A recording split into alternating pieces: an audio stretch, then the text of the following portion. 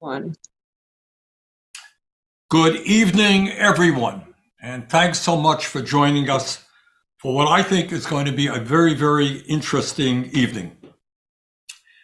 I was curious about some stuff that was going on in Norway, and I had the opportunity last week to speak to the ambassador from Norway, Ambassador Anniken Krutnes. And we chatted for about, half hour, 45 minutes, and I found it really, really interesting in terms of what she was telling me about her country. And I kind of think that as Americans, we do not know a whole lot about the kind of economic models and social models that exist throughout the world. And for a long, long time, I have been impressed by what is called the Scandinavian model, and it differs between Norway or Denmark or Sweden or Finland or whatever. They all have their differences, but essentially they have a very different social system in many respects than we do. And I think it's important as Americans that we start learning about things that are going on around the rest of the world on issues that concern us. So I am delighted that Ambassador Krutnes is with us this evening. And let me introduce her by saying that the ambassador is a career diplomat with 28 years of experience from the Foreign Service. She is married with 3 grown-up children and has spent the last year and a half as Norway's ambassador to the United States. Ambassador Krutnes, thanks so much for joining us. Thank you, Senator. It's a pleasure to be invited to join you. I'm always willing and enthusiastic about sharing everything about Norway. And of course, we are very proud of the way we have organized our society, but it goes without saying that it's not necessarily a model that can be copied by anyone. All countries are different. But I'm, of course, very eager to share how we did it. Good. Well, thank you very much. And you're right. Obviously, Norway is a very small country. What is it, 5.5 million people? Yeah, 5.5. Yeah. Fairly homogeneous people? Fairly homogeneous, yes. Right. Okay. Yeah. And we are a nation of 320 million people. So obviously, great differences between the two countries. But I think it's important that we learn from each other. I have long been involved and interested and concerned about the American healthcare system, which, in my view, is kind of dysfunctional. We spend a whole lot of money, about $11,000 a year per person on healthcare, about 18% of our GDP, and yet we have some 70 million people who are uninsured or underinsured, and everybody you talk to in America spends half their life filling out forms trying to get health insurance, trying to deal with the insurance company. So my first question to you is, tell us a little bit about the healthcare system in Norway. Talk about what it means to the average person. We don't need, if I'm a Norwegian, can I go to any doctor I want? How much does it cost me? Is it universal? What's the quality of care? Is it good? Why don't we start there? Yeah, perfect. So, our healthcare system is financed through taxation. So that means for me that if I go to the doctor, I pay a deductible. It's about $35. And I will do that every time I need some healthcare until I pay $350 within a year. After that, I stop paying. That means that after that, everything is free for me. So I will never pay more than $350 a year for healthcare or medicines. All right, let me stop. Well, let me stop you there. Yeah. I want to make this point. Correct me if I'm wrong, but you are saying if, God forbid, somebody ends up in a hospital, they have cancer, they're in the hospital for weeks, they undergo major surgery, they need all kinds of sophisticated drugs. The maximum that person will pay in a given year is $350. Is that correct? Is that what you're saying? That's correct. That's correct. And still we pay, or Norway, the expenses we have on healthcare is 11% of the GDP. So you said, Senator, that here you have around 18%. So we spend 11%, and still we're able to provide healthcare for everyone. it's guaranteed that you have the healthcare you need. All right, let me again, because not everybody in America really appreciates what goes on in other countries. That means that just being a Norwegian citizen, I am entitled to healthcare. Is that what we're talking about? Absolutely, yes. You're entitled to it. And everybody is covered.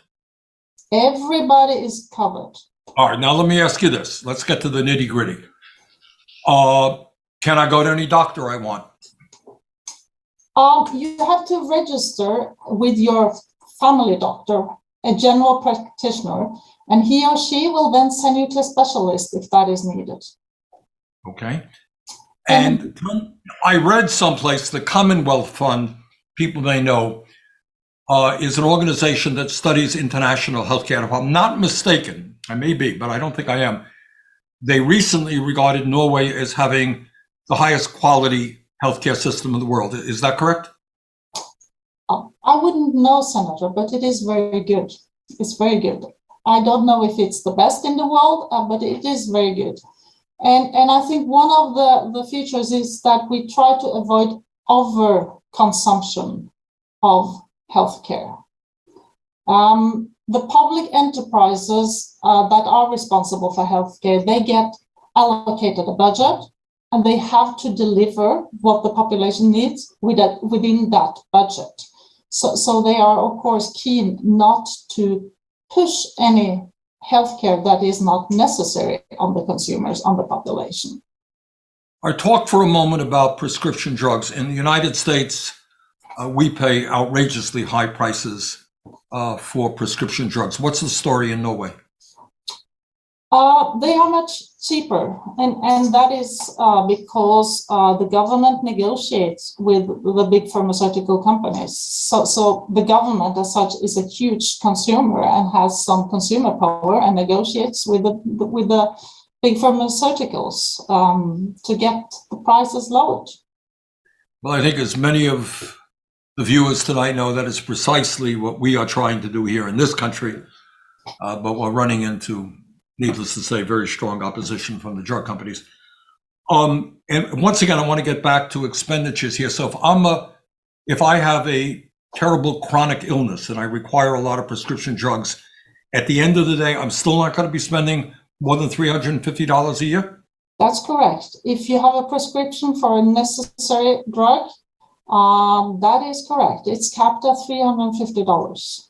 The only thing that is not included is your dental care. That's a whole other issue. Yeah. We talk about that later, but dental care is separate. Is that the case? That's correct. Okay, that's certainly true in the United States. If I am a young man or a young woman, and we're going to get into this in a moment in terms of education, but let's just say I am interested in going to medical school. Mm-hmm. In this country, I have talked to people who have graduated medical school $400,000 or $500,000 in debt, which then obviously impacts the kind of specialties that they move into and where they locate, etc. How much in debt am I when I graduate medical school in Norway? You would probably have around 40,000 in debt. That is because during the years that you were a student, you would probably wish to use the offer from our student loan system.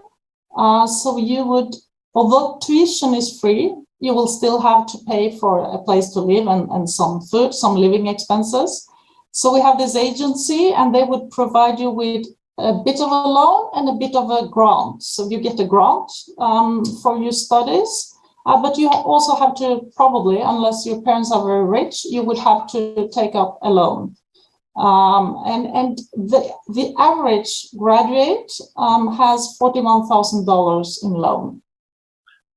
Okay, so tuition is free, but room and board is not, and people can borrow money to pay for that.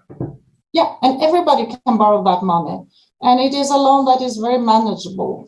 So if you're if you suddenly are laid off or you're chronically ill for a year or something, they will not ask you to pay on your loan. So it's a very manageable loan. All right, now that we're on education, let's go beyond medical education. As a matter of fact, well, right now in this country, we have, I believe, about 45 million Americans who are dealing with student debt.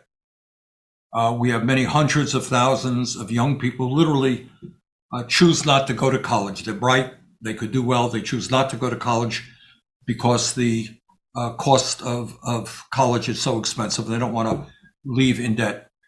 We have a child care system where workers are underpaid, but it remains very, very expensive. Averages about $15,000 per person. So let's go to, for the little kids, let's go to child care.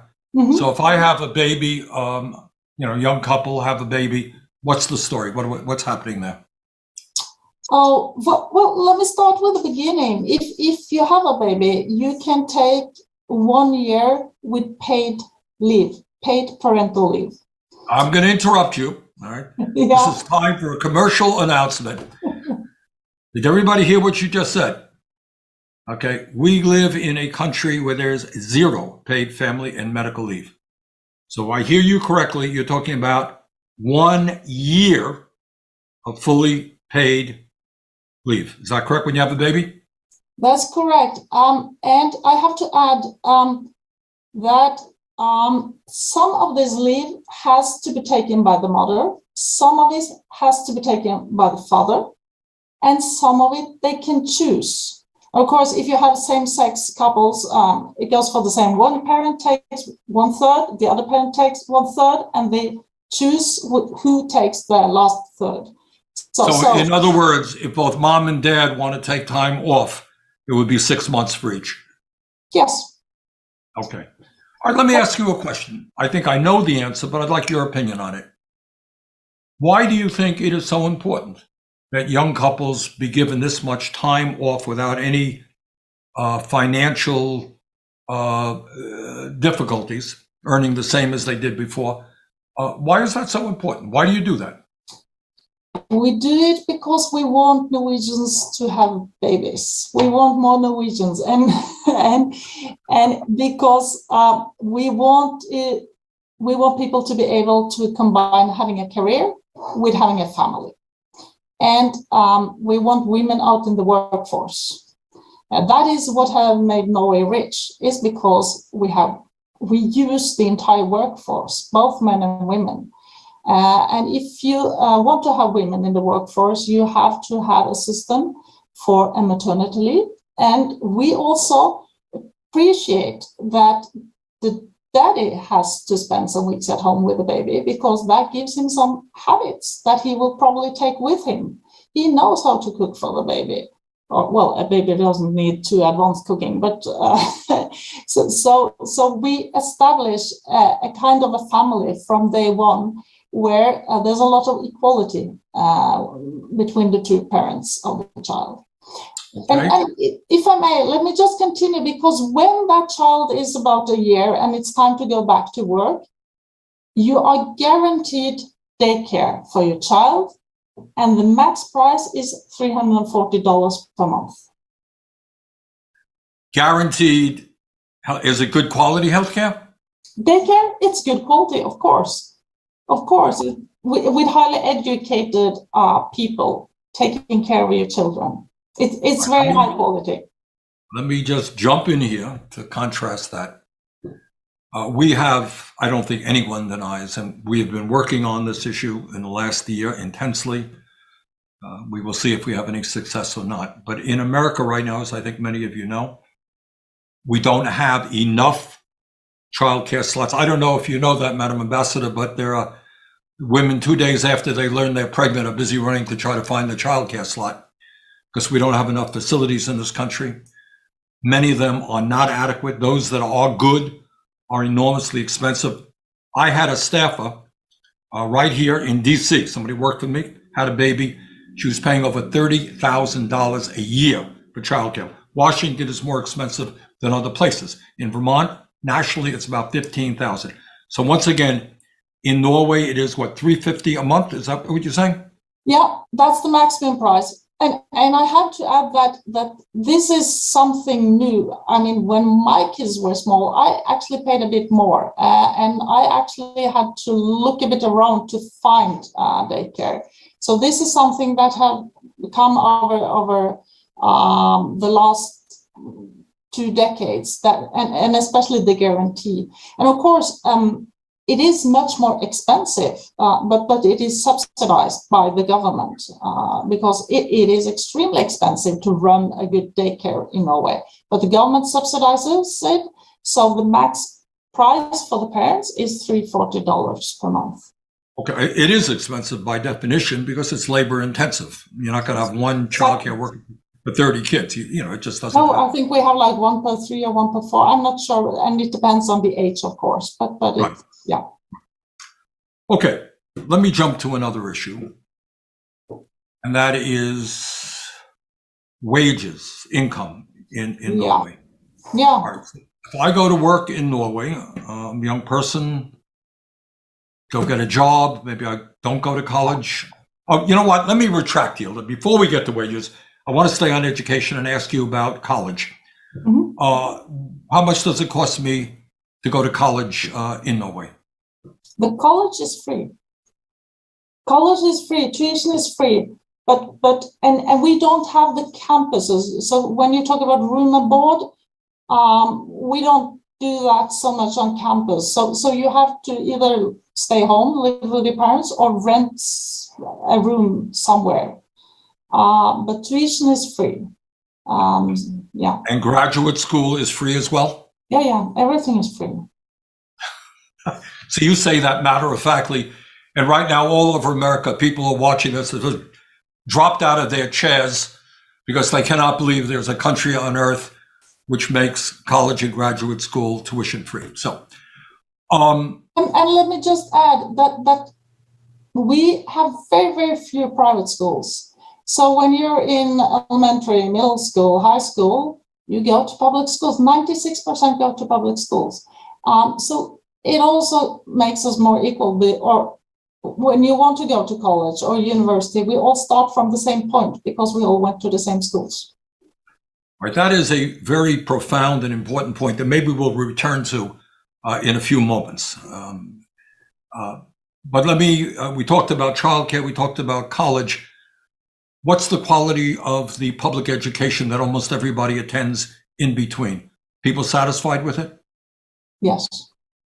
People are very satisfied with Are teachers well paid? Yes, they are getting decently paid. We have upgraded teacher education to a master degree. So if you want to be a teacher, you have a master's degree in teaching, which has elevated the status and the pay of teachers. Are you able to attract bright young people who are really interested in teaching Yes. into the profession? Absolutely. It's very difficult to get into the teacher's college or to get that education. Wow. Okay. All right. Let's get back to the economy now. Let's talk about wages. What shall I say? I graduate college. I go out and I get a job. And I know wages will differ from wherever I work, but give me some idea of what we're talking about in terms of what working class people, middle class people in Norway will earn. Well, the median income in Norway is $60,000.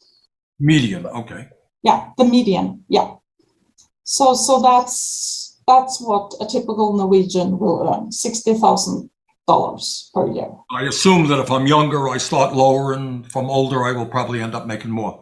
Yeah, correct. All right. All right. That was an interesting, we talked about this when you and I chatted last week.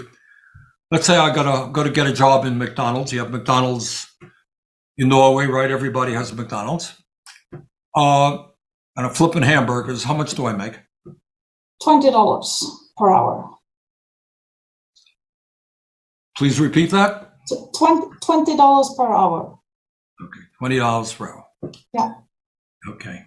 And I will have health care as a result of the healthcare system. Yes, that has nothing to do with work. The healthcare is there anyway. See, what a radical idea not to have healthcare attached to your job, that it's there for everybody.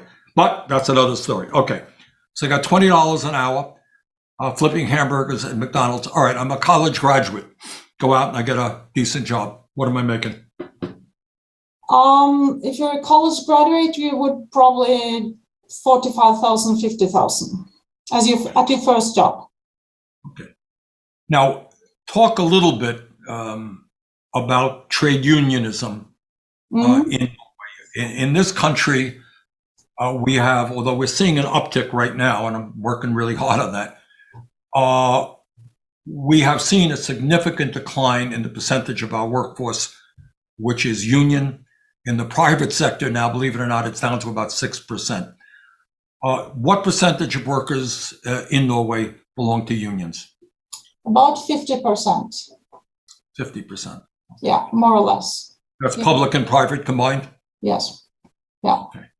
But the unions play a big role in society, I would almost say.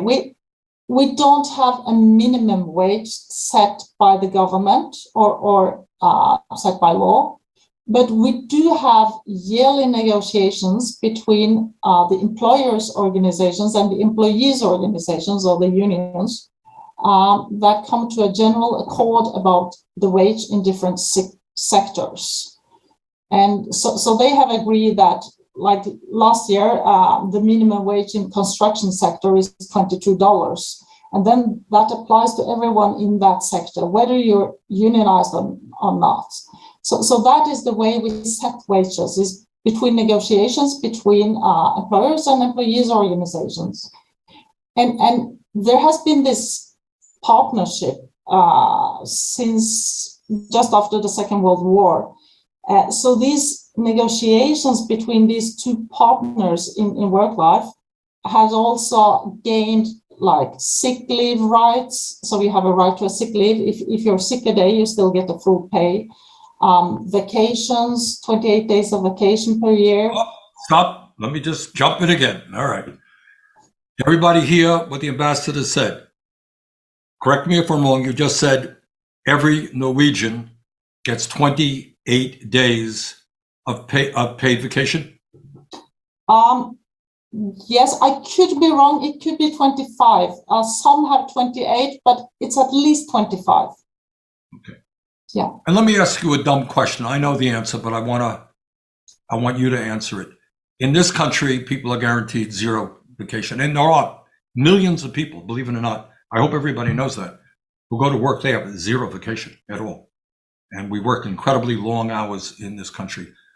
Why do you think it's important, Madam Ambassador, that people be guaranteed a significant amount of vacation time?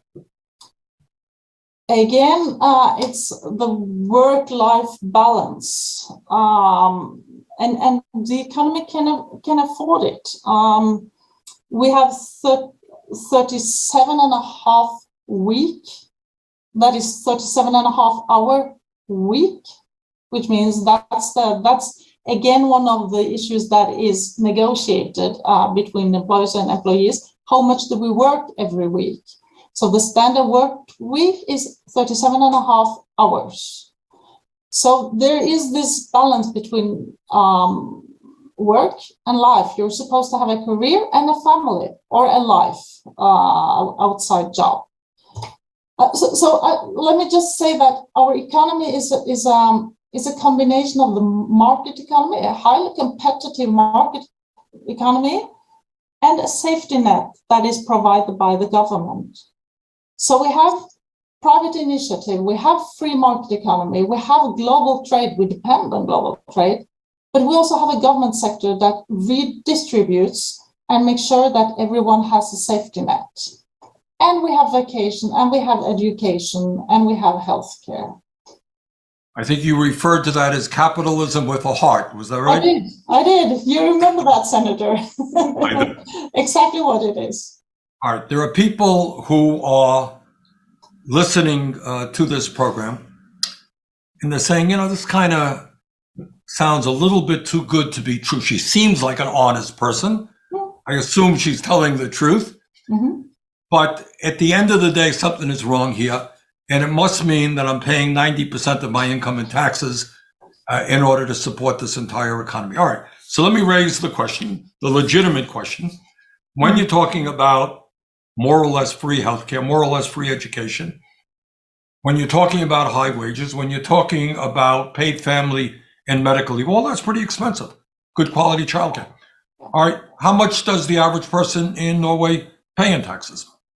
Well, the guy or the lady who was at the median and earned $60,000 will pay 26% of that in tax. Is that in what we would call federal tax? Is there state, is there local tax on top of that? No, that's all the taxes included. But you would notice that if you went to buy something in a shop, there would be a 25% sales tax. That's a very that's in addition. Yeah. Right, that's in addition to my 26%. Mm-hmm. Okay. All right. That VAT tax, does that apply to everything? Yes. On food and transport, it is lower. It's 12 to 15%. On everything else, also services like sleeping in a hotel, it would be 25%. Okay. So that's Right, so very the important. truth is then I'm paying 26% on average in income tax, but I'm paying a lot more in taxes through the sales tax. Exactly. And 26% of your income is for the average guy. If you earn more, you will pay more. We have a tax system, of course, that the more you earn, the higher your percentage tax will be. Okay, let me skip to another question about the economy and about values. In America today, I hope that all of the viewers know, we have more income and wealth inequality than we've had in this country in 100 years. You got two people who own more wealth than the bottom 42%, top 1% owns more wealth than the bottom 92%. Employers, CEOs of major corporations now make 350 times more than their average worker. All right. Madam Ambassador, talk to us a little bit about income and wealth inequality in Norway.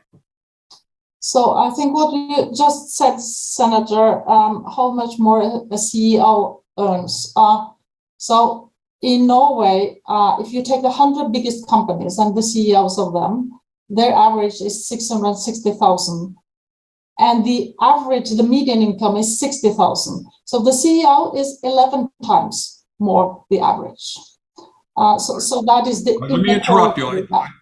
I don't mean to be rude. I just want to interrupt you.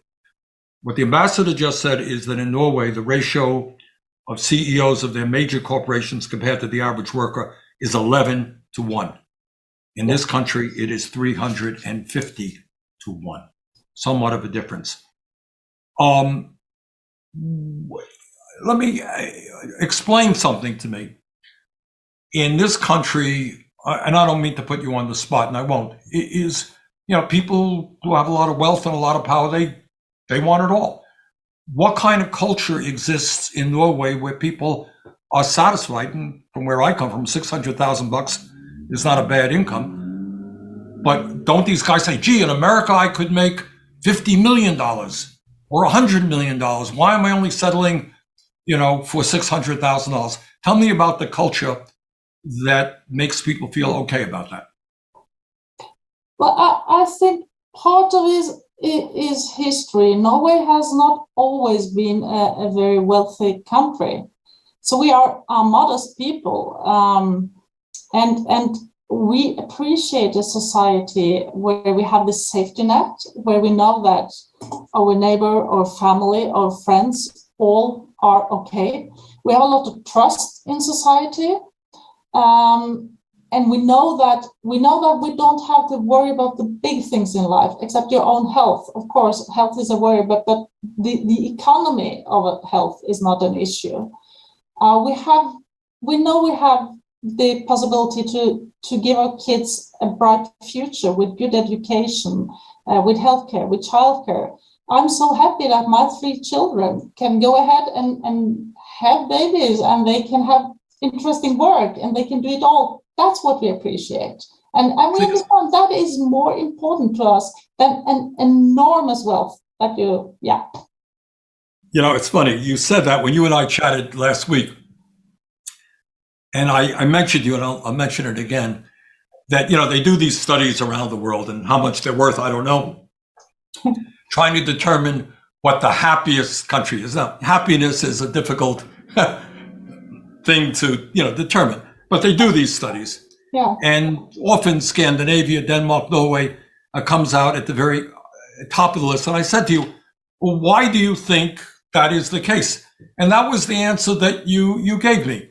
And it's a remarkable answer, if I may say so, is that what you're saying, I think, is that these CEOs who only make $600,000 a year are quite happy to see everybody else in the country do well as well. They get pride out of that and satisfaction out of that, which may be worth more than some billionaires in the United States get. Is that kind of what you're saying? Yeah, that's kind of what I'm saying. And yeah, it is. And I have to add that we have a beautiful country. We love being outdoor, and nature is important for us. And nature you cannot buy by money. So it's there for us. That's what we're so happy for, I think. All right. Let's go to, you mentioned nature. Let's talk about environmental issues. We'll talk about climate. It is no great secret that Norway is a major producer of fossil fuel. And that you have, and I want to maybe say a few words on your Norwegian wealth fund and what that is. But for a start, what is Norway doing about climate change, a major crisis for every country on earth? We are, of course, also cutting emissions. We will cut greenhouse gas emission by 50% before 2030. And as you said, Senator, we are a major producer of oil and gas, not coal, and every day less oil, but we're still a huge producer of gas. We will make sure the emissions from oil and gas production is cut by 50% in 2030. We do that partly by electrifying the production of gas. And our electricity is purely hydrogen. So we are 95% hydropower, our electricity. But we are also looking to the future. So we are doing a green shift in our energy production. We use the technology we have from offshore production of gas to produce offshore windmills. So we're looking into offshore wind, hydrogen, and of course we do the carbon capture and storage. So we see that the future is green, the future is renewable, but we also see that right now Europe needs our gas. And our gas is cleaner than a lot of other gas, but for the next decade, we will probably need fossil fuels in the energy mix. And right now, I think when we see the situation with Russia's war on Ukraine, and we see how Europe, especially Germany, is trying to rid themselves of Russian gas, we will not stop producing. We will be a reliable source of gas for Europe for some years to come. Say a little bit about your wealth fund. It is, I think you have $1 trillion in that wealth fund or something like that? Yeah, 1.3 trillion right now. 1.3 trillion for a country of 5 million people is not too bad. It's my passion. That's your, okay. How did that wealth fund, tell us about the origin of the wealth fund, where the money came from, what it is used for. Mm-hmm. So the money came from the oil and gas sector because we tax the companies, and I will say we tax them quite heavily, 72% if I remember correctly, and that is because we wanted that the income from this sector should be of benefit to all the people. So we put them in a fund, and we have this rule that all political parties agree on, that we only spend a maximum of 4% of the income of the fund every year. So the fund will grow and grow, but of course we have then financial income from the fund, and we can spend 4% of that income and put it into our budget. The rest will make the fund grow even bigger. So that 4% is your pension, huh? Yeah.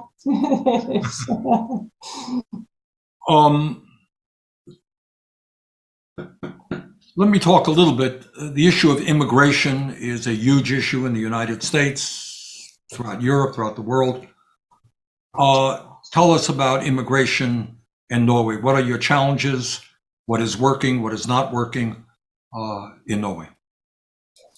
Yeah, we have 20%, close to 20% of the population in Norway is considered immigrant. That is to say that either you yourself or both your parents came from abroad to Norway. If that's the definition we use, we have 18.5% immigrant population in Norway, and in the capital Oslo, it's actually 1/3 of the population would be immigrant.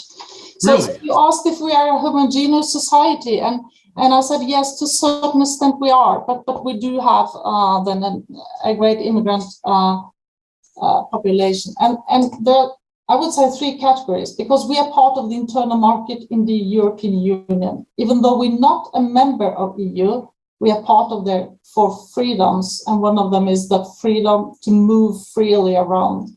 So our biggest immigrant population right now are Europeans from Poland, Lithuania, Sweden. Then we had workers coming in the 70s from Pakistan, Turkey, and Morocco. And then the third is, of course, the refugees, and they are from Somalia, Iraq, Afghanistan. And these 3 groups have to be integrated differently. Of course, a Swede speaks the language, and Afghani does not. So we have introduction courses, we have support programs, language courses. So we have a lot of programs to try and integrate immigrants. Now, throughout the world, certainly including the United States, there's a lot of tension with regard to immigration, etc. Overall, are there, and I'm sure that Norwegian is not the exception to the rule, but what are some of the problems that exist? What are the success stories? If you could say a few words about that. Well, there are many success stories. We see especially the Pakistani immigrants that came in the 70s. They are well integrated. Their daughters and sons are medical doctors. So they have integrated well. But it takes a generation. And I think one of the problems is if you don't learn the language, you will have problem getting a job. So we see the language as key to this. If you don't learn the language, you don't integrate in society. That's also one of the reasons, or one of the benefits from having this daycare, that every child has daycare, because then you integrate them from early on. And the same with schools. We, as I said, we all go to public schools. So there is kind of integration of the immigrants from a very early age. When we chatted last week, you mentioned something to me that I thought was very interesting, and that you said that you think that in Norway, people trust their government. Mm-hmm. Yeah. I think it's fair to say that in this country, that is not necessarily the case. Talk about that trust, how it manifests itself, and why you think that is occurring. Well, I think a recent example is the pandemic, and when the government told us that please don't be more than 5 people together, we thought, okay, if the government says that's the scientific advice, then we trust that. And we do as they say. So we trust their decisions. We don't mind paying taxes because we know that the government gives us something back. They give us the education, they give us the healthcare, and in general, we trust not only government, but we also trust each other. So there is in general trust in society. Yes. Do you have good participation, voter turnouts in your elections? Yeah, we normally have between 70 and 75%. Okay. Yeah. That's talk a little bit. You are a parliamentary form of government, which is what almost all of Europe is. We are not in the United States. Talk a little bit about that, what that means. You have a number of different political parties. Talk about the status of politics in Norway right now. Yes, we have many parties. At least 12 parties will get votes during an election. And then parliamentarism means that those who have a majority in government, in parliament, will form the government. So normally it takes more than one party to get that majority. So the leader of the most successful party in the elections will talk to other leaders of support parties, and then together they form a coalition government. In Norway, the biggest party since Second World War has changed between the Social Democrats, the Labour Party, and the Conservatives. They are both center parties, center left, center right, and we change. Every 4 or 8 years, we change between those. And then they build blocks, which means that the government will always be somewhere in the center of the political spectrum, because that's where you find the gravity of the political forces. But I would assume, and I know your job is not to be political, but correct. I would assume that even the Conservative Party, or the center-right party, that nobody in that party would say, well, we think that universal health care is not a good idea. We want to do away with that concept. Would anybody in that party say that? No, they wouldn't. You're absolutely correct in your assumption, Senator. They would not. The center-right party also agreed to that. So there's a lot of consensus on the important issue. Our model, our social democratic welfare model, that's a consensus model. And that's an important point. Let me ask you this, maybe we can conclude on this basis. Norway today is a wealthy, modern society. That wasn't always the case. No. It wasn't so many years ago that Norway was a pretty poor country. Can you talk about the modern history of Norway and how you evolved from where you are? Where were you? I don't know. Maybe you could tell us to where you are today. Well, we were a nation of fishermen and farmers. And I would say our wealth started after the Second World War. That's when we really started to build the nation. Although we've had industry since early 20th century, it's really after the Second World War we started. And I think that the cooperation between employers and employees, organizations with the government that has tried to always have a stable economy, and share the benefits of the economic activity is what has taken us here. Of course, we were lucky to find oil and gas at the point we did, and that has been good for our economy. But as important has been that we've been able to get everybody out in the workforce.